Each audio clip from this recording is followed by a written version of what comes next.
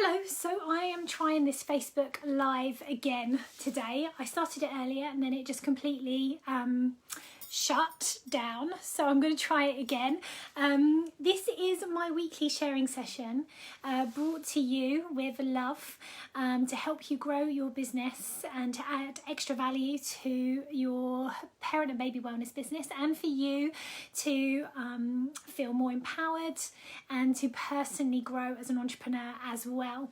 So what I wanted to talk to you about this morning is something I've been studying recently that you can share with your parents in your classes, or perhaps you can use yourself in your own relationship with your children if you have some, or with your relationships with people just generally.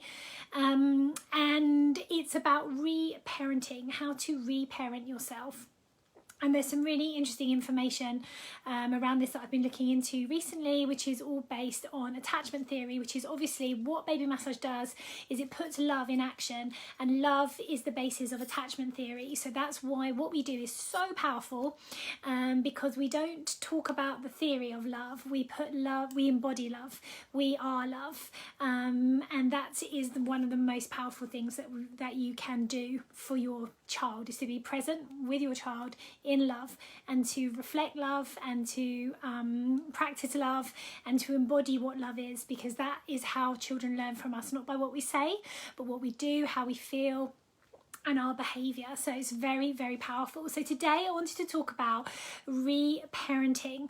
Now, reparenting comes from a place where perhaps as a parent you find parenting challenging. Perhaps your baby's or your child's behaviour brings up a lot of emotions for you.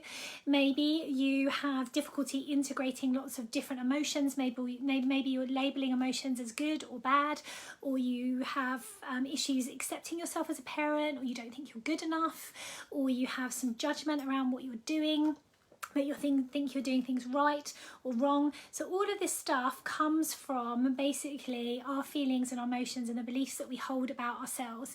Now, they all come from the way that we've been parented ourselves, particularly in the first 1001 days of life, and particularly dependent upon the attachment style that you have with your parent, and how that actually influences your relationships and your emotional blueprint with others, because we carry around our attachment style from our parents pretty much for life. We can work on it, we can definitely do work to heal it and transform it, but time itself doesn't really weaken a particular attachment style that you have, because it's hardwired into our brains by those early experiences, which is exactly why, as baby massage and yoga teachers, we love to practice what we preach and put into the first 1001 days as much love, as much nurture, as much responsive care as we can, because we understand that this is the foundation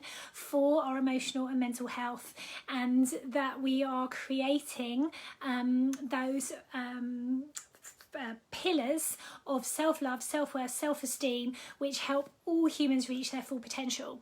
So if we think about the 5 main things that babies and children need to create high self-esteem, high self-love, self-worth, and are the foundations of strong mental and emotional health, they are that all babies need to feel that they're being heard, feel that they're being seen, feel that they're understood, that they belong, and that they are accepted. Now, if babies and children feel these things, then they know that they are safe, they know that they are secure. So that means that the part of their brain, the parasympathetic nervous system, that is responsible for the relaxation responses in our body, that helps us to regulate our heart rate, our blood pressure, how much our digestion, our sleeping patterns, all of those things are activated. So we put our babies into the best optimum state to love, to grow, to expand, to learn, to be creative, to trust other people, and to develop into a fully lovable and amazing human being. So those 5 things are really, really super simple, but they are absolutely fundamental to us as humans feeling like we are worthy of love.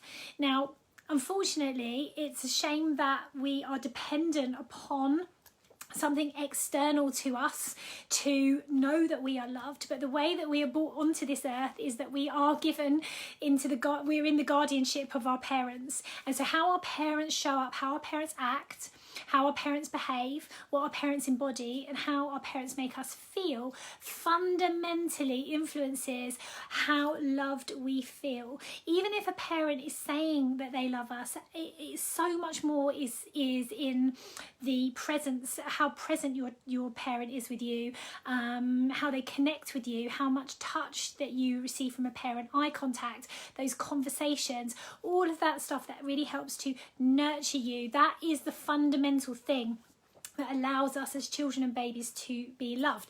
And to be honest, it's exactly the same as adults. Whatever relationship you have, whether it's with your own parents, whether it's with your partner, whether it's with your friends, if you actually think about it, it is these 5 things that make us feel safe and secure, that allow our hearts to open, that allow us to be vulnerable, that allow us to build trust and authentic connected relationships.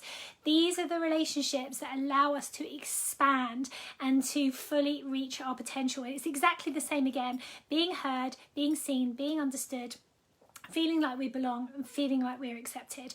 So powerful. So if we go back to think about it with babies, you know, being heard with babies is when babies cry. Do we listen to babies? Do we observe babies' more subtle cues about what they're trying to tell us? Do we respond to babies when they cry? Do we talk to babies when they cry? Do we reassure them? Do we just listen? Like, this is very, very important. There's a lot of judgment and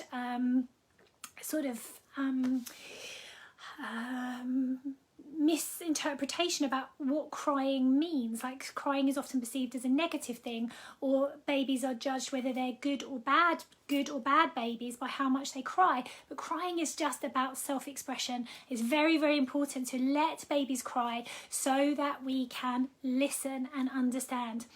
Second one is being seen. So it's the same thing for babies. Like, are we observing what babies need? Are we really tuning into our baby's subtle cues like we do in baby massage, so that we learn what our babies need and we can provide them with what they need?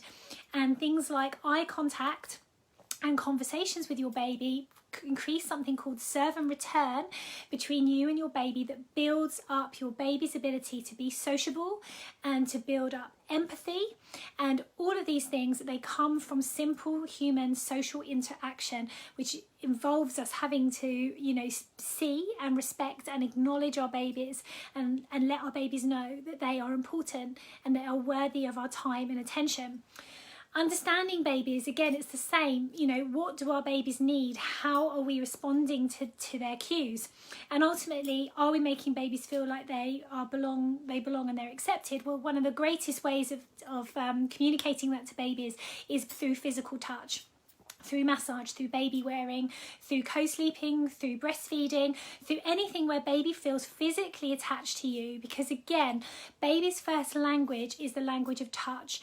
Physical contact as humans helps us feel safe. It produces oxytocin, which takes our brains from a fight or flight or stress response into a rest and digest, relax response.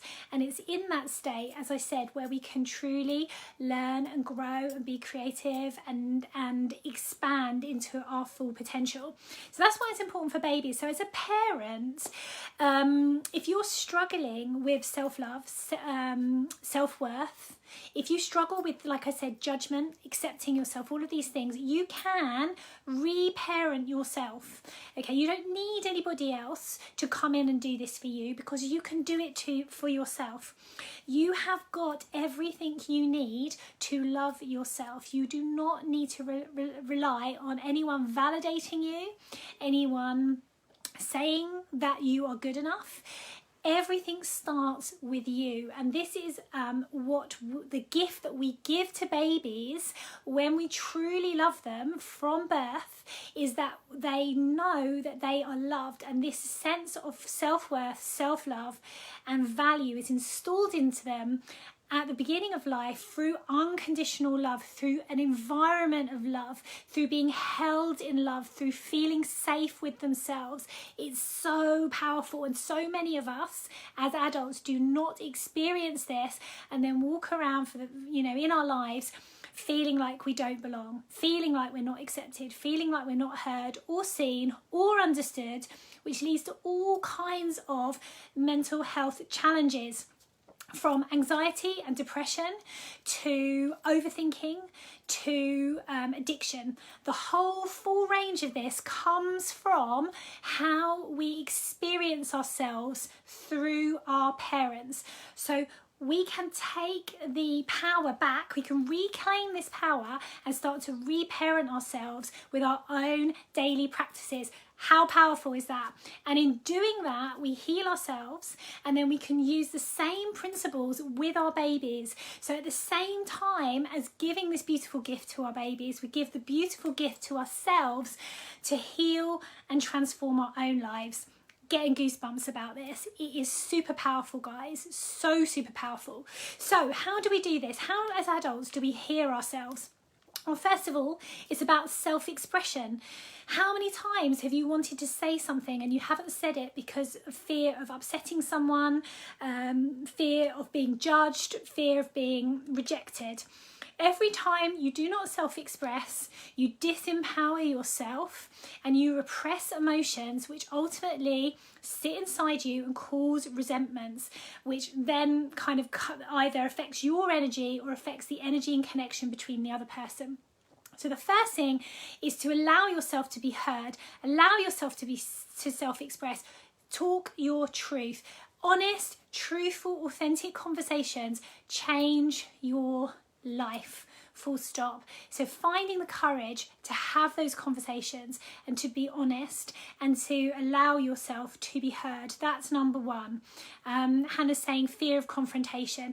Absolutely. I'm not saying this stuff is easy, Hannah, because it is ingrained inside of us from culturally, from our parents. Self-expression is dangerous, because it's a lot easier to keep this stuff to yourself and just play the game and just get on and not challenge things too much. But it's so damaging for you as a person to not self-express. So being heard is really important. So whether that's having the conversations, having a conversation with yourself, going into a room and just letting it rip, and I'm talking about like shouting, screaming, laughing at yourself, whatever you want to do, express, self-express, write it down. Make sure that you're allowing yourself to be heard in one way or the other. That's number one. Number two is to be seen. So how many of us don't want to be seen? How many of us are self-conscious about our bodies, what we look like? How many people don't love ourselves? How many people are, hiding behind filters on Instagram? I do this myself. How many people are worried about really truly showing who they are, showing up as themselves, being their goofy, quirky, weird self? Like, so many people are repressing their true light and spirit in fear of judgment and shame and not being accepted. So number two in parenting yourself is allowing yourself to be seen. So again, start small with this, little tiny things, laugh at yourself, enjoy yourself, celebrate yourself, all those things that you think are, not acceptable are the very things that make you you and so incredibly amazing. So being seen is number two. Number three is understanding yourself. So the best way to activate anything in your life is to bring it into make it about you. Understand yourself, invest in your personal development, challenge yourself, challenge the things that you do on a daily basis. Does this help me? Does this take me forward? Is this toxic to me? Is this relationship toxic? Is this food toxic? Is this thing that I listen to toxic? What are the things in my life that are going to take me forward? Understand who you are, work it out, spend time with yourself, journal, Try new things, like watch different programs, listen to different podcasts, read different books. Allow yourself now to truly understand who you are, because when you know who you are, and when you are comfortable with who you are, and when you are authentically you, because you spent the time getting to know yourself, all your other relationships get so much better, because you are accepted fully for who you are. You don't have to pretend anymore that you're something else. You don't have to people please. You don't have to expend any energy on anything that isn't authentically you, but that can only come from you understanding yourself, not somebody else. It's not somebody else's responsibility to understand you or to accept you. It's your responsibility to do it. So that's your personal journey you can go on to help you to feel that sense of self-love. The two other ones, 4 and 5, is sense of belonging and acceptive acceptance. How can you do this? How can you reparent yourself around this? Well, first of all, you're always safe with yourself. You don't need anybody else to make you feel loved. You are love. You are an incredible human being who's been put on this planet for a reason, with the great capacity to do so much or so little, whatever it is that you have, you choose to do on this earth. You already belong. You are a lovable, compassionate, kind human being. The essence of you is love and light. You already belong. What is really important to do is that when you become your authentic self, you can then connect outward and find others, find your people who you feel that connection with and who you have that sense of belonging with. But that can only come when you truly embrace your authentic self.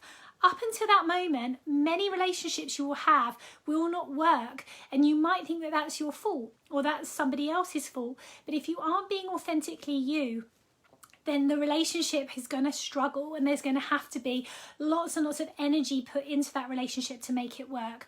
When you strip it back to just this is who I am, I'm not going to be anything else, it's totally and utterly 100% you, then when you will find the people who you belong to and belong to you, and you will have that sense of connection. And social connection is something that all human beings crave. It's absolutely essential to our emotional and mental health, and it will come once you know who you are and you love yourself. And so the second part of that, the last one, is about accepting yourself.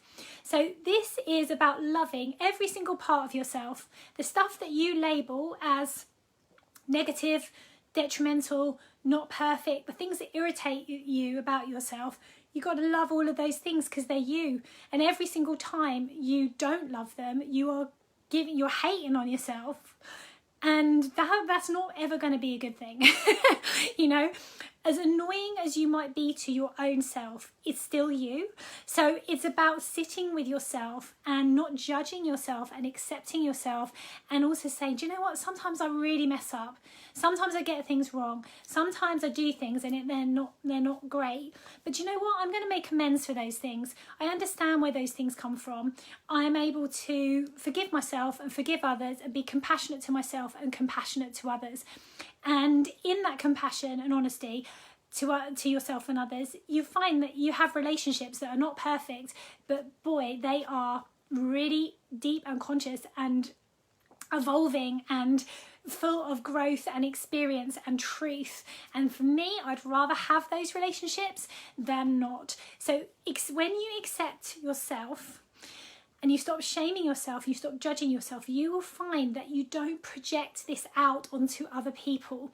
If you're someone who feels that you often judge others, that you see people, judge people in terms of how perfect they are or not perfect they are, or if you find it difficult to accept bits of people, it's probably because you have the same issue with yourself. So again, rather than trying to fix anything out of here, fix anybody around that, take it always inward and spend that time and energy and investment into yourself, to hear yourself, to see yourself, to understand yourself, to help you know that you belong to yourself. Your soul is all you need. You are all you need, and to accept yourself. It's a game changer. These are the foundations of self-love. These are the things that we teach our babies in our actions when we love our babies. And these are the things that can change your life as an adult, okay?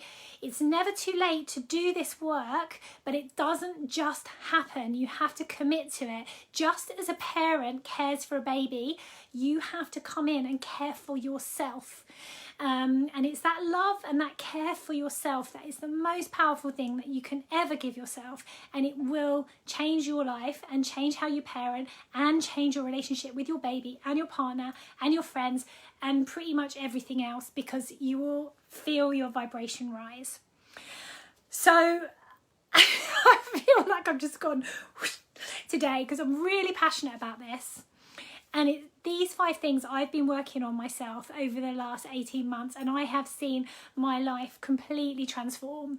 And I was stuck in a thing of like, oh yeah, like I know what self-love is, I know what self-care is, but you know what? This idea of reparenting yourself, giving yourself the love that you wish that you'd had from your own parent, okay? Start again from scratch. Treat yourself like you're a brand new baby. What does a brand new baby need? You know, a lot of love, a lot of care, a lot of nurture, a lot of patience, a lot of like taking a few steps forward and then falling over and then having to pick yourself up and try again. Like growth, basically. This is all about growth, and that's what life is ultimately about. So I hope this has been useful for you today. Tag and share anyone who needs to hear this. Let me know any comments you have in the box below. Maybe try and think about these 5 concepts, bring them into your classes. When we talk about what we need to give babies, flip it around and think about what we need to give ourselves as adults as well, because it's super powerful. And I'd love to know your thoughts on any of this. If you'd like to know a little bit more about this, and particularly about attachment theory, which I'm reading a lot about at the moment. I hope today has been really, really useful for you. Okay, lots of love.